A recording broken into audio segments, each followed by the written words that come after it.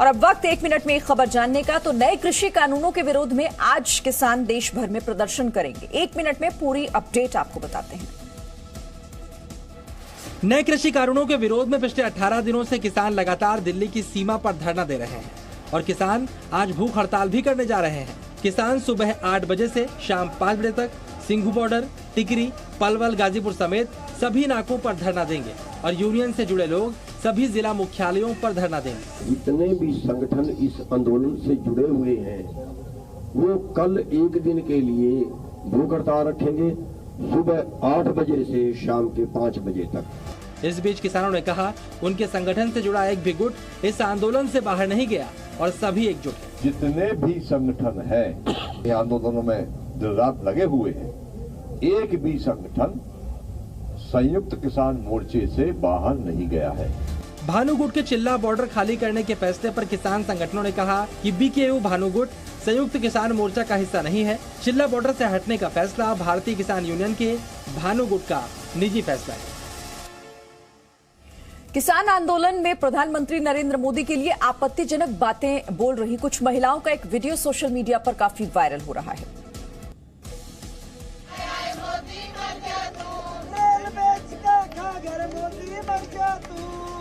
ये video BJP के IT cell के हेड अमित मालविया ने ट्वीट किया है।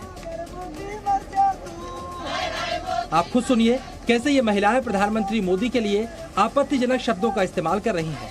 साथ ही कई सारे गंभीर आरोप भी लगा रही हैं।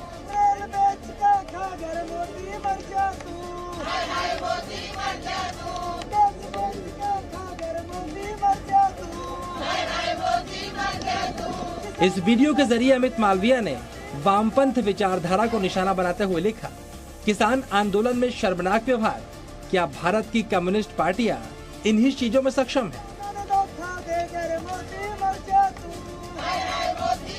इस वीडियो के वायरल होने के बाद एक बार फिर किसानों के आंदोलन को लेकर सवाल उठने लगे हैं कि आंदोलन अपने असली मुद्दे से भटक रहा है।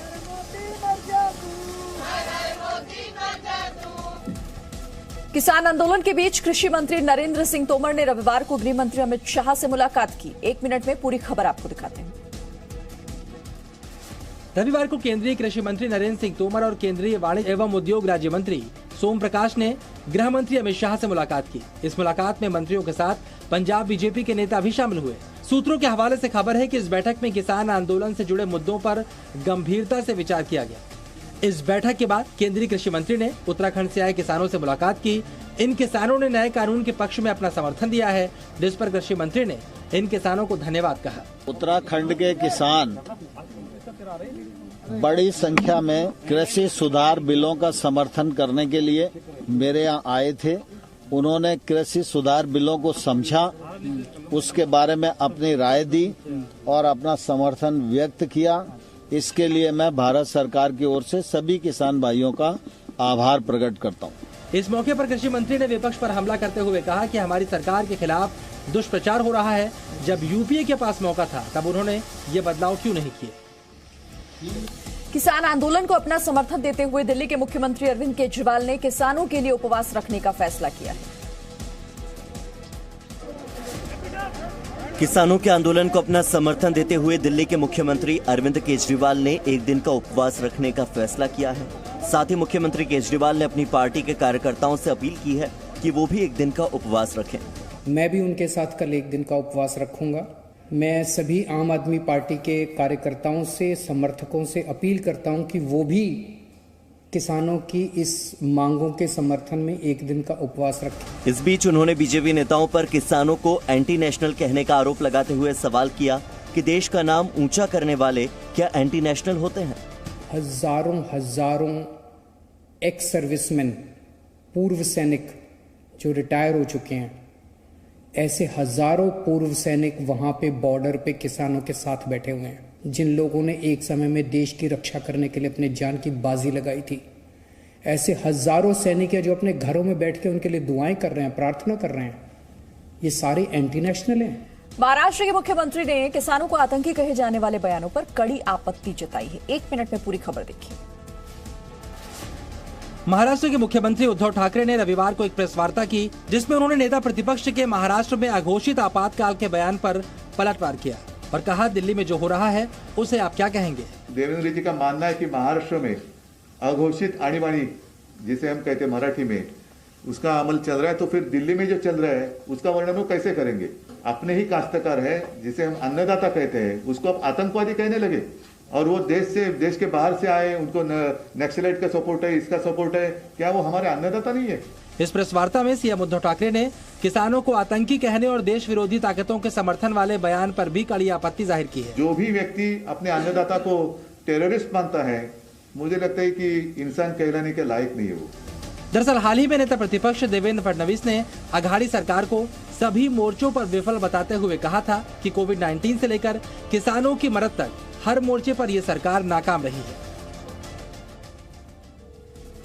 किसान आंदोलन की आड़ में देश विरोधी एजेंडे को आगे बढ़ाने वालों पर अब सरकार लगातार हमला बोल रही है। बिहार के बख्तियारपुर में रविवार को केंद्रीय मंत्री रविशंकर प्रसाद ने एक जनसभा को संबोधित किया। अपने संबोधन में केंद्रीय कानून मंत्री ने कहा कि भारत को तोड़ने वाले लोगों के खिलाफ सख्त कार्रवाई की जाएगी। भारत को तोड़ने वाले लोग, टुकड़े टुकड़े लोग पीछे होकर आंदोलन के कंधे से गोली चलाएंगे तो उनके खिलाफ बहुत सख्त कार्रवाई भी की जाएगी। रविवार को ही यूपी के सीएम योगी आदित्यनाथ ने भी मेरठ में अपने संबोधन में देश विरोधी ताकतों को सीधी चेतावनी दी। जब सुरक्षा के साथ सेंध लगाने वाले कोई भी ऐसा दुराचारी अपराधी बहन बेटियों की सुरक्षा के साथ सेंध लगे तो उसकी राम नाम सत्य है कि अपराधी निकलना चाहिए। इस बीच किसानों की प्रेस वार्ता में किसान नेता राकेश टिकैत ने बताया कि कुछ छात्र आंदोलन को समर्थन देने आए थे, मगर उन्हें ये कहकर लौटा दिया गया कि ये किसानों का आंदोलन है। वहाँ पे कुछ गलत तरह के लोग आए थे, पोस्टर लेकर आए थे और उनको वहाँ से ही उनको साथ के साथ हटा दिया गया, भगा दिया गया। वहाँ किसान आंदोलन में किसानों की सेवा करने के लिए कई संस्थान और लोग लगातार आ रहे हैं। 1 मिनट में खबर देखिए। किसान आंदोलन में किसानों की सेवा करने के लिए कई संस्थानों ने चिकित्सा मदद से लेकर उनके खाने पीने तक की व्यवस्था की। इसके बाद किसानों के लिए फुट मसाज और जिम तक का प्रबंध कर दिया गया। किसानों को ठंड से बचाने के लिए ट्रैक्टर ट्रालियों को कमरे में बदल दिया गया। रविवार को जी न्यूज ने कुछ ऐसे लोगों से बात की जो किसानों के कपड़े धोने के लिए वॉशिंग मशीन लेकर आए। 27 तारीख के आए हुए थे जी इधर, और हमारे भी कपड़े गंदे हो गए थे क्योंकि 10 दिन हो गए थे वही कपड़े दोबारा हम डाल रहे थे। तो कपड़े धुलवाने के लिए घर गए और दिमाग में आया कि हमारे जो भाई हैं, किसान हैं, बुजुर्ग हैं, जो हमारे साथ उसी टाइम के गए हुए वापस नहीं आए, तो उनको भी प्रॉब्लम आ रही होगी, उनके कपड़े भी गंदे होंगे। तो आते हुए फिर हम 2 मशीन लेके आए जी, एक तो पुरानी घर में थी और एक नई ली जी। वॉशिंग मशीन लगाने वाले प्रिंस और उनके साथी सिंघू बॉर्डर पर मौजूद हजारों किसानों के कपड़े निःशुल्क धुलते हैं और इस सेवा के काम से वो बेहद खुश हैं। रविवार को जम्मू कश्मीर में डीडीसी चुनावों के 6ठे चरण का मतदान हुआ। 1 मिनट में पूरा अपडेट आपको बताते हैं। जम्मू कश्मीर के जिला विकास समिति के चुनावों के 6ठे चरण में रविवार को 31 सीटों पर मतदान हुआ। 6ठे चरण के मतदान में कुल 51.51% वोटिंग हुई। जम्मू में 68.56% वोटिंग हुई, जबकि कश्मीर में 31.55% वोटिंग हुई। 6ठे चरण में कुल 3,85,606 लोगों ने अपने मत का इस्तेमाल किया। इस चरण में कुल 31 सीटें थी, जिनमें से जम्मू की 17 और कश्मीर की 14 सीटें शामिल थी। सबसे ज्यादा मतदान जम्मू के राजौरी में हुआ, जहां 63% लोगों ने अपने वोट डाले, जबकि सबसे कम वोटिंग कश्मीर के शोपियां में हुई, जहां केवल 3.66% लोगों ने ही अपना वोट डाला। रविवार को एक तरफ 6ठे चरण के मतदान जारी थे, तो दूसरी तरफ जम्मू कश्मीर के पुंछ में सुरक्षा बलों और आतंकियों के बीच मुठभेड़ हुई। इस मुठभेड़ में सुरक्षा बलों ने 2 आतंकियों को मार गिराया।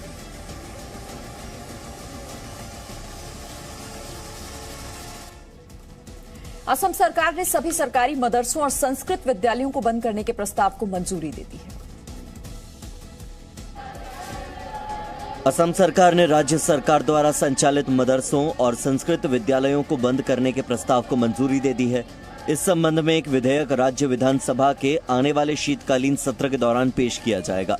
राज्य विधानसभा के संसदीय कार्य मंत्री और असम सरकार के प्रवक्ता चंद्रमोहन पटवारी ने बताया कि असम विधानसभा का शीतकालीन सत्र 28 दिसंबर से शुरू होगा। इसी सत्र में इस प्रस्ताव को सदन में पेश किया जाएगा। मुख्यमंत्री सर्बानंद सोनोवाल की अध्यक्षता में हुई कैबिनेट की बैठक के दौरान राज्य के सभी मदरसों और संस्कृत विद्यालयों को बंद करने का निर्णय लिया गया था।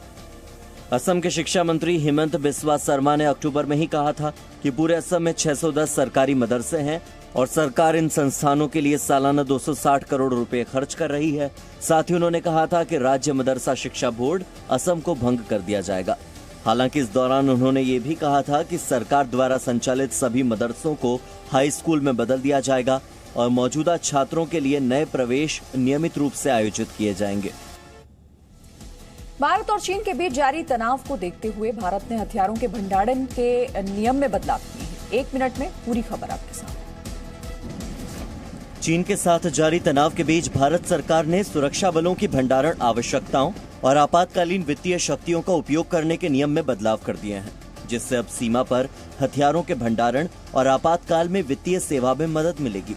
दरअसल पहले सुरक्षा बल केवल 10 दिनों के लिए हथियार और गोला बारूद का भंडारण कर सकते थे, लेकिन अब इसे बढ़ाकर 15 दिनों तक कर दिया गया है। साथ ही अब हथियारों के अधिग्रहण के लिए 50,000 करोड़ रुपए से अधिक की राशि भी खर्च की जा सकेगी। चीन और पाकिस्तान के साथ होने वाले 2 फ्रंट वॉर के लिए भारत ने टैंक और तोपखाने समेत बड़ी संख्या में मिसाइलों और गोला बारूद का भंडारण भी जरूरत के मुताबिक कर लिया है। साथ ही जमीन पर भी सैनिकों की भारी संख्या में तैनाती कर दी गई है।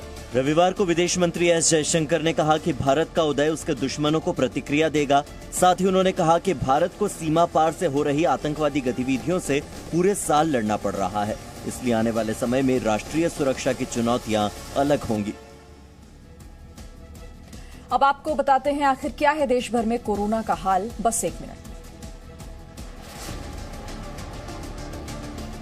भारत में कोरोना के मामलों की रफ्तार अब थोड़ी धीमी होने लगी है।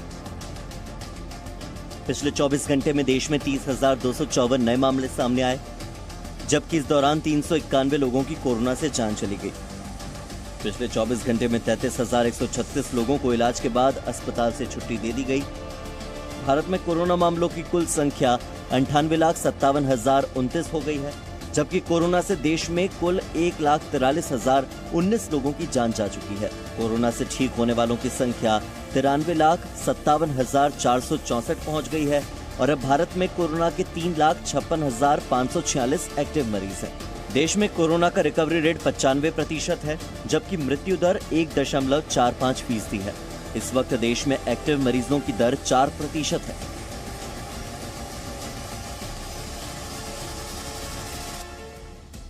दिल्ली में कोरोना की रफ्तार बेहद धीमी हो गई है और अब रोजाना मामलों में भी कमी आई है। 1 मिनट में पूरा अपडेट। दिल्ली में कोरोना की रफ्तार में लगातार कमी देखी जा रही है। पिछले कुछ दिनों में रोजाना मामले 2000 से भी कम आ रहे हैं। पिछले 24 घंटे की बात करें तो दिल्ली में 1,984 नए मामले सामने आए, जबकि इस बीच 33 लोगों की कोरोना से मौत हो गई। पिछले 24 घंटे में 2,539 लोग इलाज के बाद ठीक हो गए। दिल्ली में कोरोना के मामलों की संख्या 6,07,454 हो गई है, जबकि 5,80,000 लोग इस बीमारी से ठीक भी हो चुके हैं। नई दिल्ली में कोरोना से अब तक 10,014 लोगों की मौत भी हुई है। बात करें एक्टिव मामलों की तो देश की राजधानी में एक्टिव मामलों की संख्या अब 16,785 हो गई है। दिल्ली में संक्रमण की दर 3% से भी कम है, जबकि दिल्ली का रिकवरी रेट 95% से ज्यादा बना हुआ है।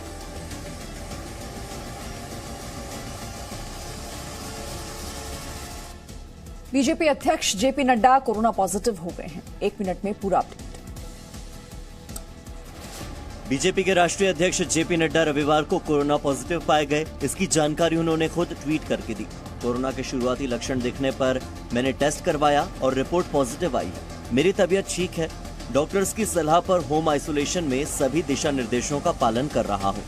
मेरा अनुरोध है कि जो भी लोग गत कुछ दिनों में संपर्क में आए हैं, कृपया स्वयं को आइसोलेट कर अपनी जांच करवाएं। इस खबर के सामने आने के बाद देश के गृह मंत्री अमित शाह ने ट्वीट कर उनके जल्द स्वस्थ होने की कामना की। अमित शाह ने लिखा, जेपी नड्डा जी, आप शीघ्र ही पूर्ण रूप से स्वस्थ होकर हमारे बीच आएं, ऐसी ईश्वर से कामना करता हूं। वहीं पश्चिम बंगाल की मुख्यमंत्री ममता बनर्जी ने भी जेपी नड्डा के जल्द स्वस्थ होने की कामना करते हुए एक ट्वीट किया है। मध्य प्रदेश के मुख्यमंत्री शिवराज सिंह चौहान ने भी ट्वीट कर बीजेपी अध्यक्ष के जल्द ठीक होने की कामना की है। Presenting B News app, available on Google Play and App Store. Download it now.